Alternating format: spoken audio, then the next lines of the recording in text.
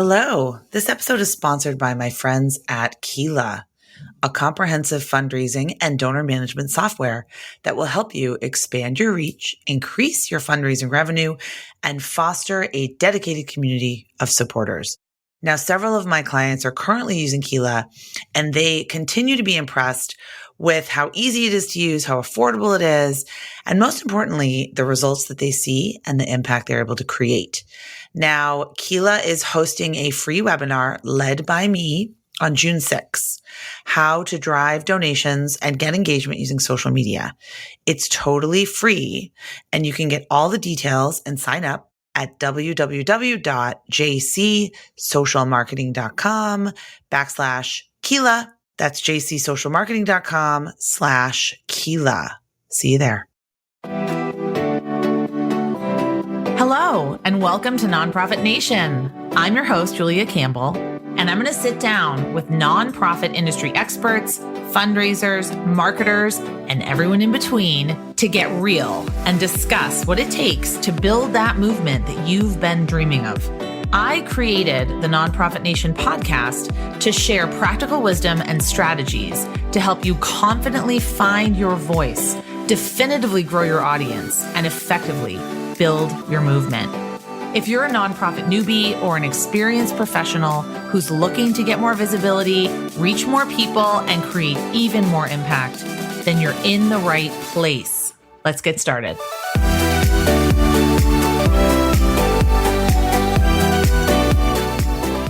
Welcome back to Nonprofit Nation.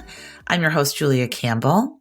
And today the question that we're going to answer is tech coming for your job? What can AI do to really enhance impact and make what you do more effective, not just on the program side, but also on the marketing and fundraising side? And what do we need to know and what can we ignore? So I have the perfect guest to answer these questions and help us navigate this new ever-changing landscape. It's Nejeed Kassam, the CEO and founder of Keela, which is a donor management and fundraising platform dedicated to empowering all nonprofits to reach their goals. That is just one tiny piece of Nejeed's bio. He's also the former chair of the Make Poverty History campaign in Montreal, MC of Live Aid Montreal with my crush, Prime Minister Justin Trudeau, founder of the nonprofit The Better Canada Initiative, author of a book, High on Life, which I think is really cool, and a co-producer of the documentary Conversations for Change. He's also a World Economic Forum Global Shaper and a Queen Elizabeth II Diamond Jubilee Medal recipient by 21. Najeed sits on a number of nonprofit boards, and outside of work, this is my favorite part. This is my favorite part, by the way. It's my favorite part. Outside of work, he's married to the most amazing woman in the world, takes care of a rambunctious toddler, and as of this recording, child number 2 is due in July, and has a lifelong obsession for tennis. Yes, he was once ranked 1,746th in the world as a junior. That is so cool. Hello, Nejeed. Thank you so much. Happy to have you. I'm surprised you have time to be on podcasts. I like smart, interesting people, and I think you fall into that category. So, thank you. Well, I really appreciate you being here. Of course. So, you also wrote in a blog post that you joke you're a recovering lawyer. So, how'd you get started in nonprofit work and the work that you're doing now? Great question. So I'm 37 almost, and I've been working in the nonprofit sector for 30 something years in some form or the other. So my relationship with the sector is a very personal one, and I'm happy to share it here. My family, for the last few generations, has fled a few different places, a few different continents. Most recently, my grandparents and parents left East Africa during difficult political times and moved to the UK. Leaving everything you have behind, moving to a new place, a new home is something I've never done. So I can't obviously comment personally, but listening to the stories from my family and my parents and my grandparents, it was hard. It was mucky. It was gnarly, as we say out on the West Coast. And they would not be here. I would probably not be here in the way that I am, being able to do the incredible work that I get a privilege to do, had it not been for civil society, for nonprofits, for the sector that helped lift us up, our community, our religious community, scholarships, support that helped my parents and my grandparents. And so, my parents taught us a few things when we were kids: get a great education, it can never be taken from you, and give back to your communities. And that's kind of where my obsession and passion and engagement with the sector came. I've had the privilege of holding roles in the sector, from fundraiser to executive director to board member to charity lawyer, the latter two of which I still do a lot of today. And so this sector is part of who I am. It's part of the journey of my family over generations. And it's a privilege to spend my life, both in terms of my time and my passion, working in and around nonprofits. I love that. And you founded the Better Canada initiative at 20 years old. No, I founded the End Poverty Now when I was 20, and I founded the Better Canada initiative when I was 28. I was older. Yeah. Okay. So honestly, it grew out of that work I did with the End Poverty Now campaign.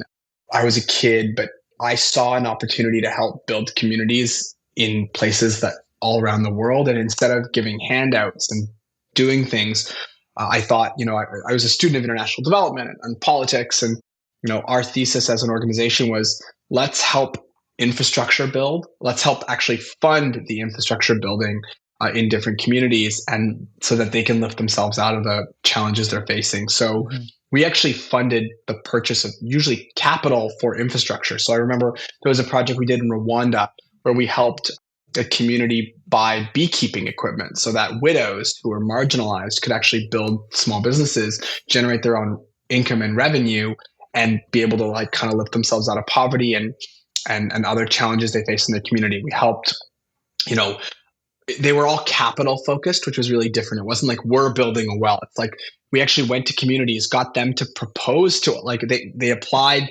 for capital, and then we helped the infrastructure funding, and then communities. The idea was communities were able to thrive and grow. And so that was me as a kid. I spent probably as many hours in college studying as I did working on this organization. So it was a real privilege and a pleasure to do. That's incredible. Yeah, and I know that you founded Keela, which I think is really interesting and definitely applies to the overall topic today of how technology can assist and help nonprofits do their job in a more effective and efficient way. So what was sort of the hole that you saw in the industry, and why did you decide to create this technology and create this company? Good question. It was mostly an accident. It was as many great things are. I'm not a technologist. I'm not a software developer. I just see technology as a tool for capacity and change and opportunity. And I was sitting on the board of a nonprofit when I was in Toronto. I was just starting my legal career.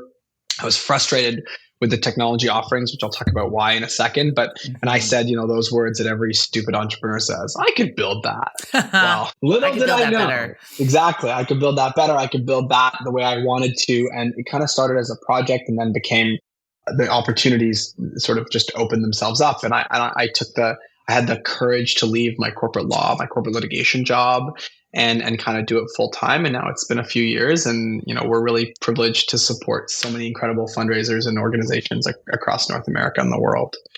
Why are we different? I think there's lots of answers to that question, some of which are really relevant, and the smart and the intelligent stuff we'll talk about today. But maybe most importantly, I don't think I could have said this then, but we wanted to be fundraiser as opposed to donor or organization centric. And people think, but why? It's all about the donor. It is all about the donor in some ways, but the people that we believe need the most support, the people that need the most time back, the people who can unlock the most out of communities and philanthropy and donors are actually the people doing the work. So, and I think this is what really makes Keela stand out. It's like we are very fundraiser centric. Everything we do is about what is she doing as the fundraiser? What is he doing? What are they doing? Because ultimately they're the ones using our tool. And we have tens of thousands of people, fundraisers, use our technology every day to make their jobs better, to make their lives better, and to ultimately empower the communities they work so hard to do. And so changing our landscape, our vantage point to make it all about the people doing the work was, I would argue revolutionary in the sector, and something that we still were one of the only people, technology offerings in the entire nonprofit sector, that really is obsessed with the fundraisers. I spend time talking to them. I spend time learning from them. I spend time listening to them. I spend time pushing them, trying to change their behavior, trying to change our software. It's a really symbiotic relationship, and I think that makes us truly unique. And then we can talk about all the other stuff like the technology, but that we'll get to. But that, I think, to me is, I think the symbiotic relationship platform that we put them on to be great is what I live for. So I think that is incredibly refreshing to hear. We have a symbiotic relationship. We can't exist without them. They absolutely, the clients exist better and thrive because of us. And I think that's just such a great perspective to have. So when we talk about smart technology, AI, generative AI, a lot of people have heard of ChatGPT. I know that I just went to 2 conferences in the sector. I went to the Nonprofit Technology Conference, spoke there in Denver, and the AFP ICON, the International Fundraising Conference in New Orleans. And certainly the topic on everyone's mind is generative AI and language learning models and Bard, ChatGPT, all of that. So I think there are there's many different perspectives. One is we're scared because if we're copywriters, maybe we're scared that ChatGPT is going to write all of our fundraising appeals. And then other people are more excited about using it as a tool. So what are you seeing? And what is some of the hysteria versus some of the actual reality? This is my perspective as Nejeed, as the person who is a student of technology, who's a student of society ultimately, right? I studied politics for my undergrad, for graduate work, and there are trends you can see, right? I'm a lawyer. All I do is recognize patterns. I'm not that smart, right? And I think every time something changes, a big kind of leap, right? There's going to be groups of people who are early adopters, overly excited, ahead of the curve. And then there's going to be kind of a large group of not detractors, but the thing before detractors. Skeptics. It's a good term. Yeah. And then there is the long tail people who are going to come. But for some leaps, no matter what you do or what you say, people are going to have to come. And instead of using an example like the car or something stupid like that, I'm actually going to use online donation forms because it's really relevant. So, the rise of online donation forms really started in the early 2000s with the early adopters kind of by like 06, 07, 08, depending on when you talk, depending on, kind of who you ask. There was a lot of fundraisers. I was not one of them, thankfully, but there were a lot of fundraisers who said this is going to be a fad. The donations are never going to be made online. I mean, there's op-eds, there's conference speeches. We were there, right? We were around. It happened. And if you don't, it's 20, 30, 40, sometimes 50% of organizations' sources of giving is online, depending on the organization, right? The average in the sector is, kind of between 15 and 25. Can you imagine if the people who are still holding out to saying that there's no donation forms online, like it's irrational. It's hard for us to conceive. And so to me, I use that as a leap moment in our sector, that generative AI or the use of predictive analytics and intelligence as a whole, in my opinion, is going to be one of those things. It's going to be less obvious than those, but I do think it's going to be a leap that in 10 years, we're going to laugh and say, how could you have not done that? Now, just like donation forms, where early donation forms and today's donation forms are magnanimously different, right? How they work, how we use them, how we interact, all of that is totally different. I think the next 5 to 10 years is going to see some really big jumps. And maybe it's 2 years or 1 year, or I don't know the period of time, but I think we're very early in the journey of generative AI and even intelligence and predictive analytics as a whole in our sector. And so the skeptics, the critics, the folks who are fearful, it's natural. It's probably good. There's a little bit of reluctance that's probably healthy. And I think as information is proliferated, as people get a chance to learn, as people get a chance to build really strong use cases and unlock opportunity, it's going to be like a donation form, which is a tool. My belief is, there's this stupid quote, AI is not going to take your job. Someone using AI is going to take your job. But I actually believe that. I think that fundraisers, especially, and I put fundraisers traditionally and then fundraising marketers in kind of one bucket in this conversation. Mm-hmm. You look at the data, they're higher rates of alcoholism.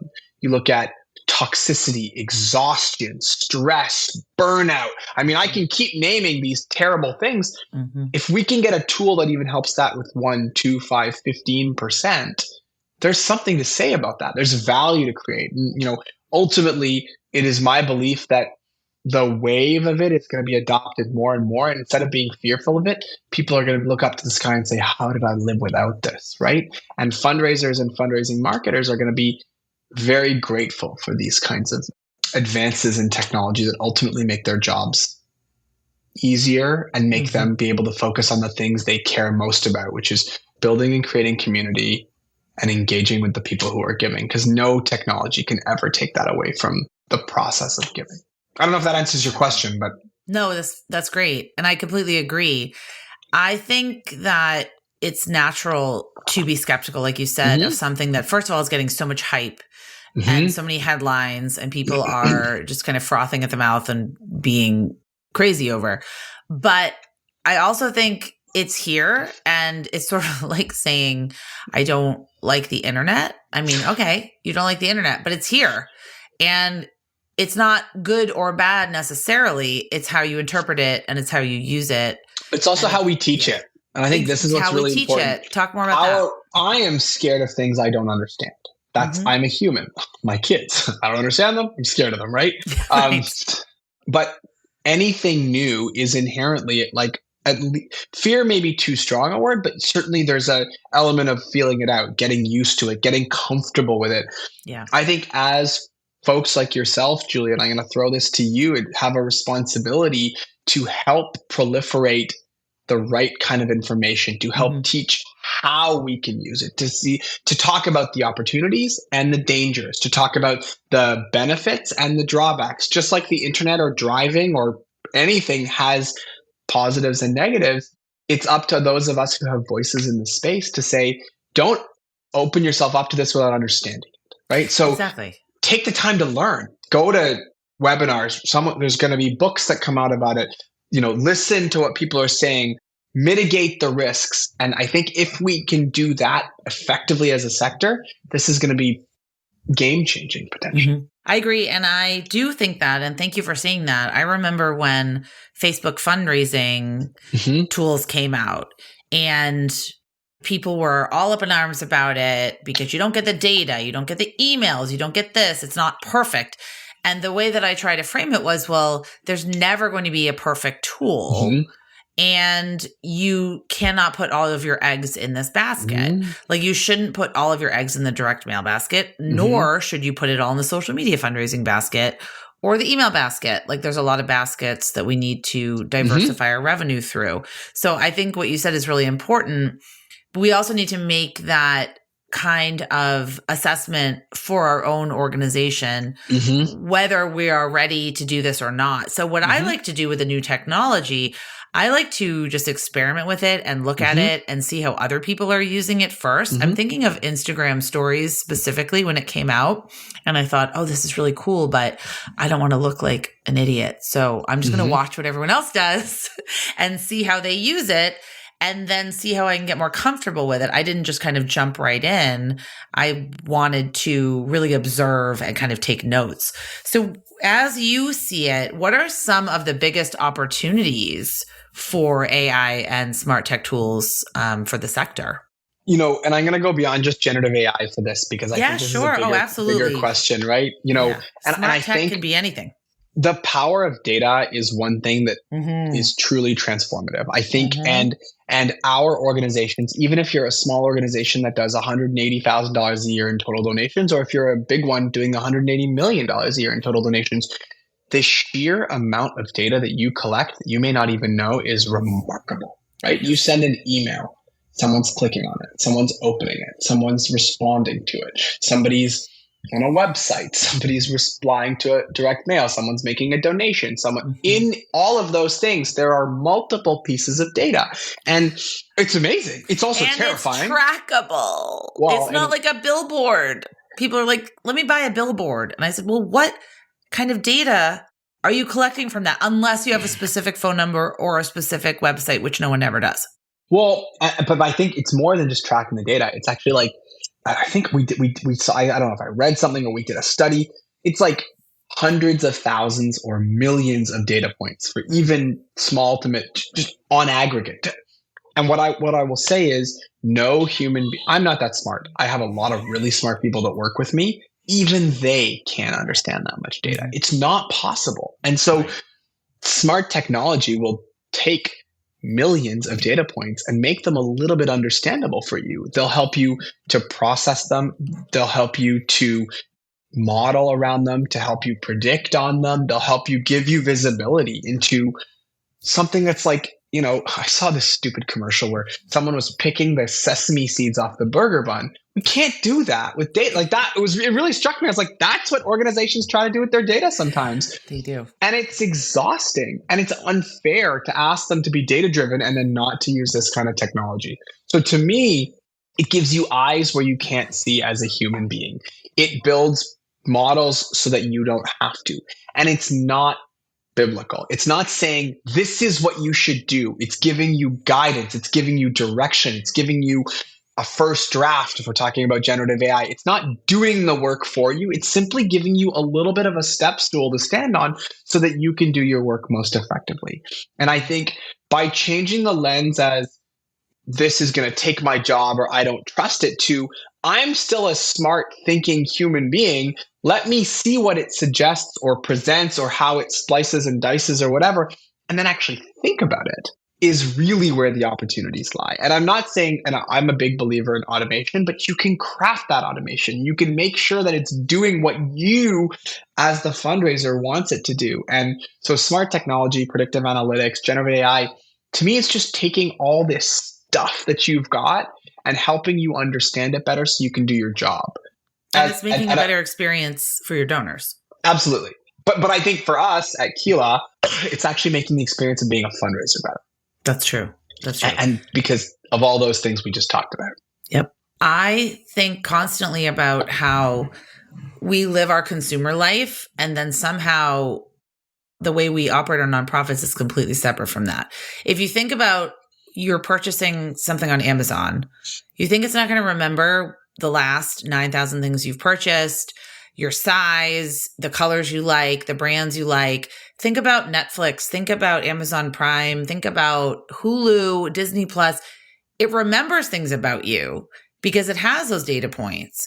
And if you have online donors or any kind of donor, a recurring donor, any donor, you have those data points. So the fact that we don't remember things about our donors, or I'm thinking about an email that I received, several emails last December saying, oh, if you haven't had a chance to make your donation this year, and I'm thinking, you should know. You 100%. should know that. And why don't you know that? And it just frustrates me that we have these data points, but we don't use them.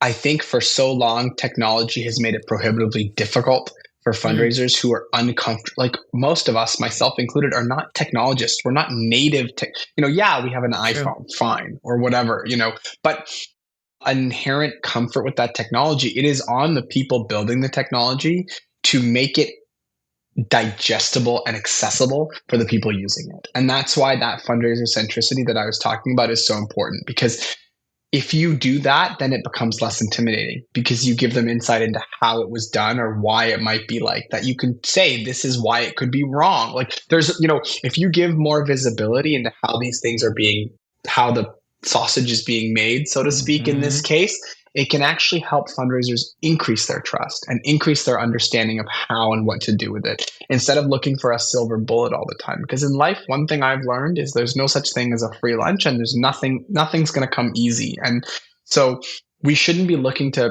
predictive analytics or AI as a way to make things easy. They can make things easier. And there's a really important distinction between those two things. I totally agree. And people that are looking at something just like a language model like ChatGPT and saying, oh, this is going to write all the blog posts for the future. I really hope that's not true, because what's going to happen is that there's going to be a lot of really crappy, generic content online, Mm-hmm. like there is now.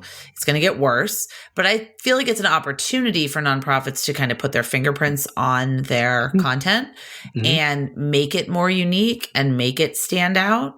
So using tools, I'm thinking like I used to use a thesaurus in college, like it's a tool. It didn't write my paper for me. And there was no way that I would ever think that it would. But using these kinds of technologies as tools to better do what you're doing. So in terms of being data driven, how can fundraisers be more data driven? Like what kind of data do you think is very important for us to look at? So being data driven is such a blanket term, right? Like, yeah. So which is great. I think it's something that should be part of our lexicon, but I think we got to be more specific. It's how are we using data to inform our decisions? How are we using it to support our assumptions or counteract those assumptions? How are we using it to inform our instincts? This is really interesting because there is a really strong relationship between data and instinct. I'll give you an example. And nobody says that. And I don't know, I'm sure smarter people than I say that, by the way. But no, I don't hear that a lot. Data and instinct. Because instincts are how you react, process, respond to something to a situation or something you see or learn. But that doesn't come without a whole bunch of data points. When you walk into a room, okay, like the door is there. There are 3 people standing by the table. Those are all data points that are going to inform how you respond or react. We don't think of them as data points, but they are, right? And so the same thing with a fundraiser, looking at someone's donation history, for example, or their cumulative giving in the past, or their donation patterns, or how they've interacted with different marketing or email marketing campaigns. Those are all things, data points that can help you as a fundraiser think about how to most effectively engage that donor, for example. So it's an instinct. I think Julia is going to respond to this. Why do you think that? Oh, I've known Julia for 40 years. Fine, but there's actually another layer. I know that she looked at 2 emails last week, that she attended more events this year than she ever has before. I don't know, she moved to a new zip code that has a higher median income. There are all these data points that can inform what you choose to do. Your instinct on how to best engage a donor, or you in this case, can be informed by all those data. That's a data-driven decision. It's not saying the data is telling me to do this. The data is informing me to engage Julia in potentially a certain way. And that sounds a lot less definitive, but I think that's how I want it. That's how I make decisions with data. And that's how I believe that fundraisers should be making decisions with data, because it's not going to say, do this. It's going to say, here's a bunch of stuff you should consider, and then make your decision as whether it's instinct or reason or whatever you want to call it. So digging deeper, and Beth Cantor has a wonderful blog post that she posted several years ago called Say So What to Your Data 3 Times. And she was specifically talking about social media, but I think it really is applicable. So she was saying, okay, so you have a viral video on YouTube. So what? Oh, okay. Well, it got more hits to our website. Okay. So what? Okay. Well, it resulted in more people signing up for our email newsletter. Like, you have to dig deeper. And that goes back to it not being it's not a silver bullet. It's not going to do anything for you. It's going to give you, it's going to inform, same root, right? It's going to inform you about how you can act or react or respond in a more, where there's a higher probability of being successful. And I'm using all these words that are like, oh, but is that really that valuable? It absolutely is. It's just not going to make your lunch for you. And I think that's just the reality of it. But you asked a really good question. Your lunch. I want that AI that's going to make my lunch for me. I want kind of like the microwave, I guess. Yeah, I guess. Yeah. Microwave, or when our kids are old enough, hopefully. It's DoorDash. Sorry, forgot. Yeah, it is DoorDash. I think we spend too much money in this house on DoorDash, but that's okay. Oh my gosh. But what it's like that, making your life easier. 100%. What you asked, a really good question. What can fundraisers do? I think by start learning the language, start getting comfortable with the lexicon, start getting comfortable with just seeing and interpreting those things every day in your work. So I got to work on this really cool project a couple years ago now called the Certified Data Driven Fundraiser. So CDDF. It's like the website is datadrivenfundraiser.com. And what we said is like every fundraiser should be data driven. So we worked with a bunch of experts in the space, you know, Michael Buckley, Regina Al-Hassan, Mina Das, Tim Locke. I mean, I don't know them all, but like, and they all built courses where you can watch them and get CFRE credits too. And it's like foundations of data literacy, prospect research and development, donor segmentation, you know, all these like, what do I need to be thinking about when I'm looking at data? What does even data look like? Where do I find it? How do I understand it? You know, basic, and I don't mean basic in a bad way, but foundational stuff that I believe that every fundraiser and every fundraising marketer should be thinking about. And so we made this course online. It's on demand. It was all done as part of a project that was, you know, helping the sector become more fluent in data. And so whether it's that kind of work or, you know, when you're going to conferences, making sure you're like sitting there and just being like, going to the sessions on what is all the foundational stuff. Because I think fundraisers need to embrace the baselines and train themselves or go to people like yourself, Julia, to get that training so that they can then look critically at their data and make it a part of their lives, because ultimately it's a habit. It's habitual. The more you do it, the more you're going to be comfortable. The more comfortable you are, the more value you're going to have. The more value, ultimately, the more dollars you're going to raise. If you really want to be kind of mercenarial about it, that's the truth. It's very true. And I know that there's going to be some pushback from people that say, well, everything I do should be building relationships.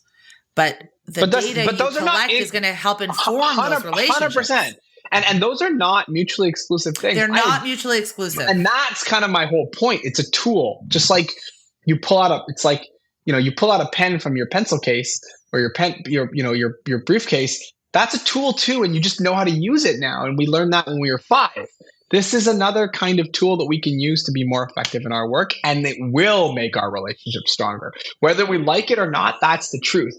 And it's about embracing that reality. And I'm not saying let it replace relationships. In fact, I'm saying let it give you more time to spend on relationships. And that's my whole MO about this topic. And also because of the high turnover in the sector, I know, for instance, just giving, you know, Keela as an example, because I've seen the back end and I've seen the demo, there's so much information on the donor. So I remember when I was a development director, I'd have a phone call. I'd have to like be scrambling through notes or like some Excel spreadsheet that I had and figuring out the last conversation I had or where their kids were going to college or what the last donation was or nightmare. Well, I still do that. Now you could just look at the dashboard and say, here are the last 5 events they went to. Here's what they're interested in. Here's the last conversation they had with a board member. Here's the last date they clicked on opening something in your marketing letter. Here's how long after that they made a gift. Like, it's all there. But that doesn't change the relationship we're going to build. No, but you're just better informed when you talk to them on the phone or meet them in person or send them an email. Well, like you said, they should know at the end of the year whether I've made a donation or not. Oh my gosh. Like, it's really not that difficult. No. And this was, by the way, an organization I was a monthly donor to, but that's fine. Well, and by the way, I want to be clear. I don't know what your audience is, but if it's large or small or medium-sized nonprofits, this is not something that I've learned comes with an organization's size. There are organizations that I sit on the board of an org that raises a lot. And I'm talking hundreds plus $1 million a year, and they still do some of this stuff. And it's incredible, right? And you're like, I work with some small organizations that are so incredibly data-driven. So don't think that the size of your organization is determinant of whether you can do this or not. It's about learning, open-mindedness, and discipline. And it's about starting somewhere. Absolutely. You know, if you have an Excel spreadsheet, great. Just you've got to move over to something a little more advanced, but it's baby steps and do what works for you. But the key here is making your life easier when you get on that phone with that donor, or say that donor calls you, and you can just pull something up really quickly and immediately get the landscape, because you can't keep all that in your head. Absolutely. Yeah, you can't keep all of that in your head. And the other thing is, what I love about, and I know we weren't going to turn this into a Keela commercial, but I want to say one thing that I particularly love is that you can customize each email, but it's scalable. So you can say, "Hi, Julia, thank you so much for your $50 donation to Giving Tuesday. And here's your donor history receipt for all of Giving Tuesday. Would you consider making another gift this year?" So it pulls it, and I don't have to completely customize each email to each donor or even segment them by what they gave. I can just pull in those fields. So it's scalable, but also that just makes people feel really heard and listened to. And I know we're so scared about getting this wrong, or like. But okay, so let's dig into that for just 1 second. Let's say you get it wrong. Let's say what's the worst that can happen? Nothing. I promise you, nothing. If there's 2,000 donors on your list and you do this and you get it more right for 1,950, and let's say you screw up 50 of them. Firstly, nobody's going to actually care. Whoops, they made a mistake. And then that's not going to change whether they make the gift or not. But even if it does, the value you're going to create from all those other folks that are like, oh, these people actually take notice. Because by the way, we do take notice. But it's not scalable to say, what is the average? You're supposed to say thank you 6 to 7 times for every gift you make. You can't do all of those personally. Maybe you can do 1 or 2 of them, but you can't do 7. So let technology kind of fill in a little bit of that gap, because it does, like, the data shows it makes a difference when donors feel like they're heard, and they are heard. They're going to be more engaged. And ultimately, that's what this is about, right? So I want to ask you, what are your favorite ChatGPT prompts? Or how have you used it in the past few months? So if you have, or maybe you don't use it. Maybe you I do use it a little. My team is obsessive with it. They love it. I like the rewrites. Yes. I think it's really cool for rewrites. So like, people use it as a first draft. I think it's interesting as a second draft sometimes. I have used it to write bios on people. Yep, that makes sense. Hopefully not mentioning any world rankings, but other than that, I am very much in favor of it. I have used it to summarize. I'm a lawyer, and I think this is like another area where it's going to be incredibly transformative, is taking decisions from courts, legislation, opinions, and summarizing them. And as you know, this is not a legal tech podcast, but I think as a lawyer who spent thousands of hours reading case law, rereading case law, reading case law that was related to case law, I think, you're going to see like that ability to summarize something, and the more the algorithms do it, the better they're going to get at it.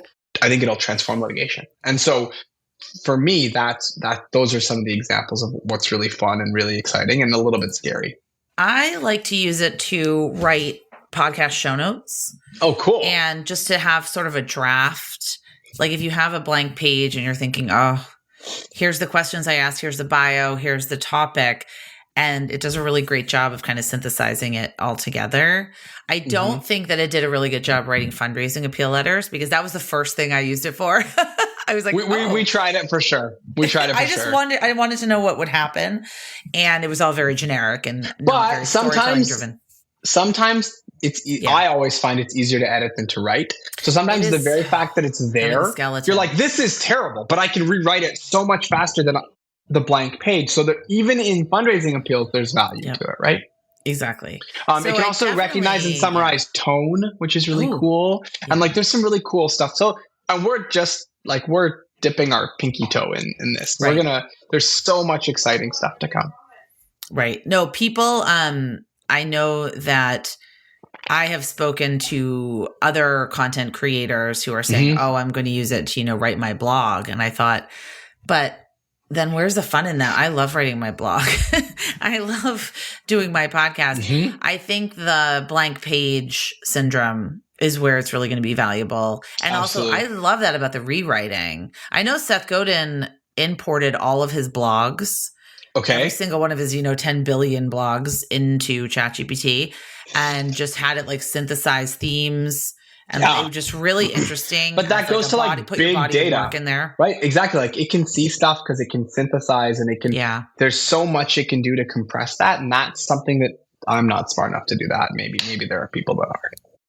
It's really interesting. Well, where can people find more out about you, connect with you, and kind of follow along? Where do you want us to connect? I mean, LinkedIn is the best place for me. Mm-hmm. I'm the only Nejeed in the world, so it's really easy. Spelled my way. My parents changed the spelling of my name, so it's like Nejeed. And if you look it up on LinkedIn, you will find me. And if you want to learn more about Keela, it's Keela.com. And there's obviously my contact information there. And this is a journey. I think our sector is undergoing a phenomenal transformation where the stuff we're talking about today is going to become table stakes for organizations, but more importantly for fundraisers. And so hearing from fundraisers, hearing from folks in the space, their fears, their excitements, their ideas are really one of the things that keeps me going. So please do reach out, folks. Yay. And I should give a little plug for the webinar that I am doing with Keela on June 6th. It's totally free. You can learn more about that at jcsocialmarketing.com/Keela, Keela. And I'm really excited about that. It's going to be all about converting social media, using your social media data to create even more impact and more engaged communities. So I'm just thrilled to have this partnership, and good luck with the little one. Thank you. I'm very excited. It's the most important startup I have, right? My kids. So I'm very excited, a little bit nervous. Like we were joking before the show, moving from zone defense to man defense with my wife and I, 2 kids, 10 times the work, but I'm incredibly excited and just praying that the remaining few months of this pregnancy are healthy and my wife's not too grumpy. Oh, me too. And, give her a break. I had a summer pregnancy. It was terrible. Thank you, Julia. A real pleasure to be on here. Thanks so much Nejeed. for having me. Okay, my pleasure. Everyone, thanks so much for listening. And you can follow Nejeed on LinkedIn, Keela, Keela.com. And, check out my webinar. Thanks, everyone, for listening. And we'll see you next time. Thanks again, Nejeed. Thanks, Julia.